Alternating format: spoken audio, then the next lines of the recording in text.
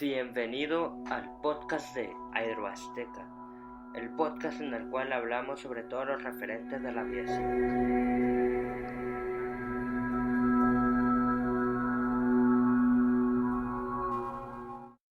Hola y bienvenido al episodio número 6 del podcast de Aeroazteca, en el cual hablaremos del despegue del vuelo 90 de Air Florida. Las condiciones climáticas siempre juegan un papel preponderante en cada vuelo que se haga, y cuando esas condiciones son extremas hay consecuencias, y no son precisamente buenas. Lo que a continuación veremos es un accidente casi olvidado, uno de la década de los 80, en Washington, D.C., Estados Unidos, en que se conjugaron errores de apreciación de los pilotos durante una violenta nevada.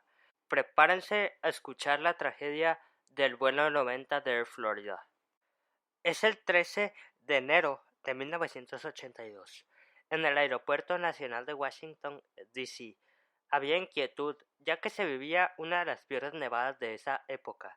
Varios vuelos habían sido cancelados para molestia de varios pasajeros. En la pista, los trabajadores no se dan abasto intentando deshielar varios aviones que esperan turno mientras cede un poco la cerrada nevada. Y entre estos aviones demorados hay uno, el vuelo 90 de Air Florida. La aeronave se trata de un Boeing 737-222 con número de matrícula November 62 Alpha Foxtrot. Debe cubrir el vuelo 90 con destino al Aeropuerto Internacional de Fort Lauderdale, Hollywood, en Fort Lauderdale, Florida, y tendrán una escala en el Aeropuerto Internacional de Tampa, en Tampa, Florida.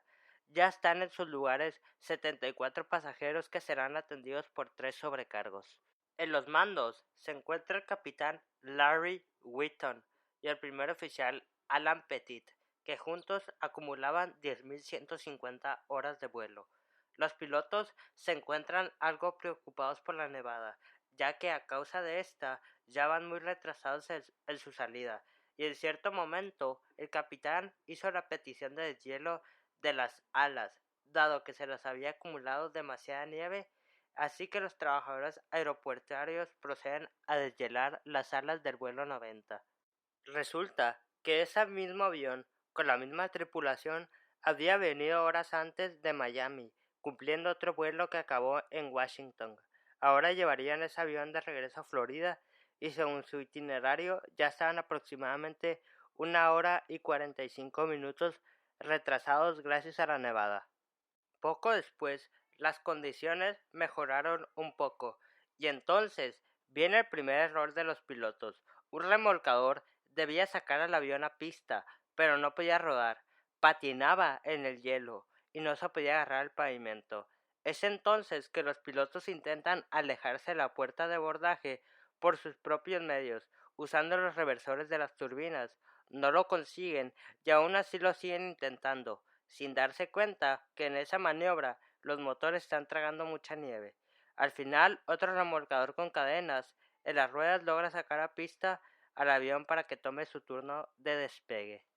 Luego se da el segundo error de los pilotos. El capitán Whitton debió darse cuenta de que se había vuelto a acumular hielo y nieve en las alas, pero por temor a perder su lugar de salida y retrasarse aún más, se intentaba volver a la puerta de abordaje para otro tratamiento de deshielo.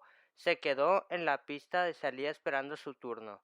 No le pasó por la mente que la decisión que tomaría sería fatal. Ya en la pista de salida, se da una plática entre el capitán Whitton y el primer oficial Pettit acerca del problema del hielo en las alas. El primer oficial Pettit: es una pérdida de tiempo intentando deshielar las alas. Te da una sensación falsa de seguridad. Solo eso hace. El capitán Whitton responde: sí, pero eso es lo que hace felices a los federales. Se refería a las autoridades del gobierno federal. Los pilotos se disponen a seguir en la espera para el despegue y van justo detrás de un avión DC-9. Se acercan a ese avión lo más que pueden para aprovechar el calor que generan los motores de ese avión para deshielar sus propias alas. Ese fue el tercer error, el creer que el chorro caliente de los motores del DC-9 ayudaría al vuelo 90 a deshielar las alas. no se habían dado cuenta que por lo extremoso del clima, la temperatura estaba cercana a los 0 grados centígrados. El chorro de aire que mandaba las turbinas del DC-9 se convertía en un ventarrón helado, que contribuyó a aumentar aún más la capa de hielo de las alas del vuelo 90. Los pilotos literalmente se estaban autosuicidando. Como no tenían mucha experiencia en vuelos con clima nevado, tanto el capitán Whitton como el primer oficial Petit estaban a punto de pagar la novatada, y por desgracia se iban a llevar por delante a varios de sus pasajeros. El capitán Whitton escuchaba lo que el primer oficial Petit comenzaba a leer acerca de las lecturas de los instrumentos, en el sentido de que al parecer había un problema con el desarrollo de potencia del 737, pero parece ser que el capitán desestimó lo que su primer oficial le dijo y siguió adelante con el despegue. Si lo hubiese escuchado, podrían haber abortado el despegue, y es que para ese momento en que el capitán recibió esas indicaciones, había bastante pista para abortar el despegue y evitarse problemas, pero no lo hizo, y ese fue el cuarto error de los pilotos. Ya en el aire, ocurre que el avión no alcanza a tener velocidad de sustentación y cae en lo que se conoce en el medio aeronáutico como stall, es decir, se quedó casi parado en el aire para después empezar a caer. Lo que sigue es un desesperado diálogo entre los pilotos antes de la tragedia. Aquí escucharán el audio de los últimos segundos del vuelo 90 de Air Florida.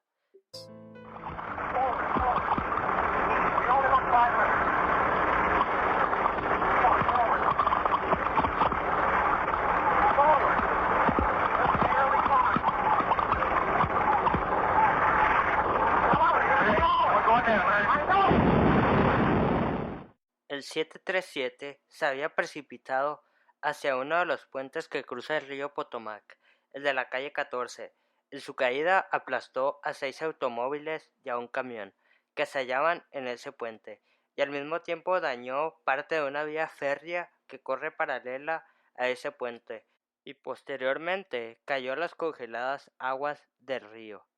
En el puente fallecieron 4 personas, eran automovilistas, y en el avión que se había sumergido solo salieron 5 personas, que se aferraban a lo único que no se sumergió del avión, la cola.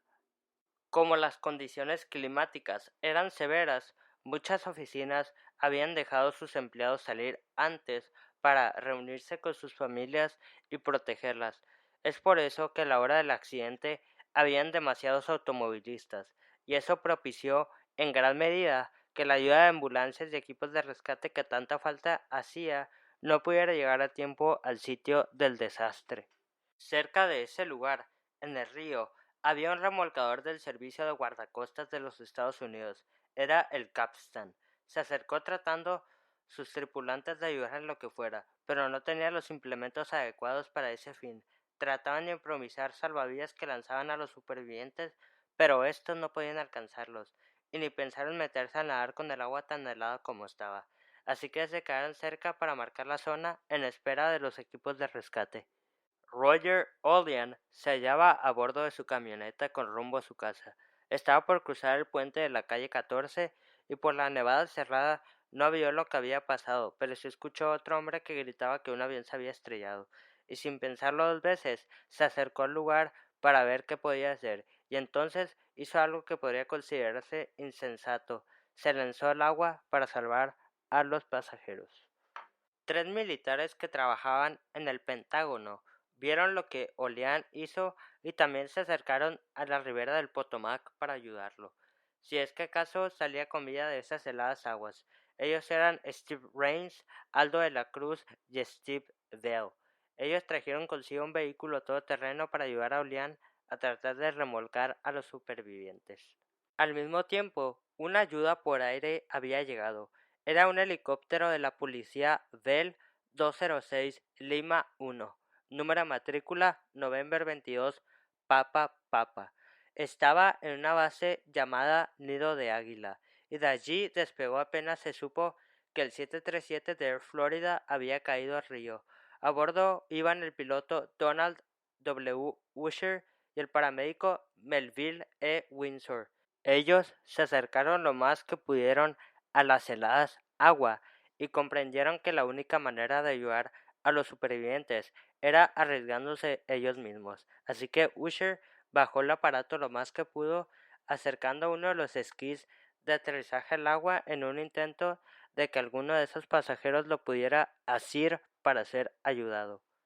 Viendo que no podían ni siquiera nadar a donde estaba posado precariamente el helicóptero, decían hacer una especie de línea para lanzárselas y así poder arrastrarlos con más facilidad a la orilla, que para entonces ya bullía de gente que miraba azorada los intentos de rescate. El primero en recibir esa línea fue Bert Hamilton, uno de los pasajeros del vuelo 90. Así fue poco a poco remolcado por parte del helicóptero hasta la orilla, a donde fue al final recibido por militares y civiles que apoyaban a los bomberos que por fin habían llegado a esta escena. Estaba en estado de choque y presentaba hipotermia, pero habría de vivir para contar su odisea. El helicóptero regresó para un segundo viaje y le lanzó la línea a un pasajero que se veía fuerte, pero pasó algo. En vez de ponerse ese improvisado arnés, se lo pasó a una pasajera que estaba malherida. Ella era Kelly Duncan, aeromoza de este avión, así que el helicóptero la arrastró hasta la orilla, donde manos ansiosas le brindaron ayuda. Tanto el piloto Usher como el paramédico Windsor comprendieron que no bastaba con solo una línea de salvación, porque estaban conscientes de que en esas aguas que deberían estar a menos de 0 °C solo era cuestión de tiempo para que el resto de esos pasajeros fallecieran. Así que ahora improvisaron una segunda línea. La idea era que ahora serían de dos en dos para acabar pronto. Así se fueron a hacer un tercer viaje. Lanzan esas líneas y otra vez el hombre misterioso y fuerte que estaba en las aguas congeladas llegarían a conocer al sexto pasajero. Tomó esas líneas una vez más, en vez de usarlas para salvarse a sí mismo, se las pasó a Joe Steele, quien estaba muy grave. Al mismo tiempo hizo que una pasajera, Priscilla Tirado, que le estaba enloquecida de dolor por haber perdido a su esposa y a su bebé, también se afianzara a esa línea en donde estaba. Steele, en tanto que la segunda línea se la dio Patricia Felch, el helicóptero partió de nuevo a la ribera del Potomac, dejando al sexto pasajero aferrado aún a la cola del avión caído. El helicóptero estaba ya por llegar a la orilla cuando Priscilla y Patricia no pudieron más y ante los gritos de horror de quienes veían el drama, las dos mujeres soltaron sus respectivas líneas. El helicóptero logró acercar a Steele a donde estaban los rescatistas y de inmediato regresaron a lanzar las líneas de salvación a las dos mujeres, pero los tripulantes del helicóptero estaban desesperados porque las mujeres estaban muy débiles. Allí es donde entra otro civil, Lenny Skutnik, que trabajaba como asistente de la Oficina de Presupuesto del Congreso estadounidense.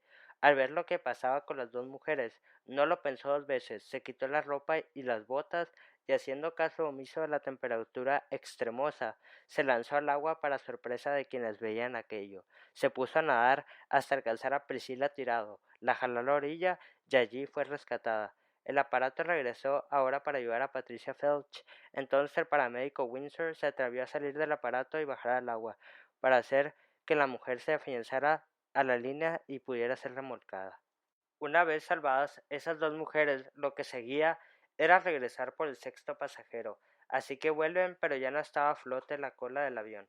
Buscaron y buscaron, ya habían pasado más de 20 minutos y sabían que una persona, por muy fuerte que fuera, no podría resistir tanto tiempo en el agua helada, pero habiendo visto cómo de manera desinteresada había seguido dos veces la línea de salvación, confiaban en poder hallarlo y rescatarlo para luego darle las gracias por su heroísmo, pero daban vueltas y vueltas y más vueltas y no lo podían ubicar. Aquello era descorazonante. Ese misterioso hombre, ese sexto pasajero, había desaparecido. Parecía que fuera un ángel salvador de los más desvanecidos en momentos de apuro. ¿Por qué se había ido así? Los tripulantes del helicóptero no podían contener las lágrimas de tristeza, no lo podían creer, vieron morir a un héroe. Las investigaciones recayeron entonces en la Oficina Federal de Investigaciones, FBI o Federal Bureau Investigation, porque en principio se temía un atentado a la capital del país, pero al final acabarían colaborando con la NTSB, Oficina de Seguridad de Transporte Nacional o National Transport Safety Board, para determinar las causas de la caída del vuelo 90. Al final se aclararía que fue error de los pilotos. Se hizo hincapié en el sentido de la falta de experiencia de ambos pilotos en vuelos con climas extremosos. El hecho de que el capitán Whitton hubiera rechazado un segundo tratamiento antihielo fue también resaltado, así como haber hecho caso omiso de lo que su primer oficial Petit le había comentado acerca de que según sus instrumentos no se había desarrollado potencia necesaria para hacer un despegue exitoso. Ahora quedaba restañar las heridas y reconocer a los héroes que surgieron ese aciago día. El gobierno del entonces presidente Ronald Reagan dio reconocimiento a Roger Olian y a Lenny Skutnik por haber ayudado a las víctimas aún a riesgo de sus vidas, al piloto del helicóptero Donald W. Usher y al paramédico Melvin E. Windsor. También se les dieron reconocimientos importantes tanto civiles como de gobierno, incluyendo el prestigioso premio Carnegie al heroísmo. Y a la única tripulante sobreviviente del vuelo 90, la hermosa Kelly Duncan, la NTSB le dio un reconocimiento especial por haber entregado el único chaleco salvavidas que quedaba a un pasajero herido. Pero, ¿y qué fue del pasajero misterioso? Los medios tanto locales como nacionales buscaron averiguar quién era esa persona, hasta que por fin el forense dio respuesta a las preguntas. Se trataba de un examinador bancario llamado Arland D. Williams. Tenía 46 años al fallecer y viajaba en ese vuelo. Se hicieron muchas historias acerca de su desinterés al pasar las líneas de salvación para que otros más graves que él pudieran ser ayudados. A él se le otorgó en forma póstuma la Medalla de Oro del Servicio de Guardacostas de los Estados Unidos, entre otros reconocimientos. El puente en donde se estrelló el vuelo 90 fue rebautizado y ahora lleva el nombre de este héroe, la Academia Militarizada de Citadel, en Carolina del Sur, que fue en donde Arland D. Williams se graduó. Tiene varios monumentos que lo recuerdan.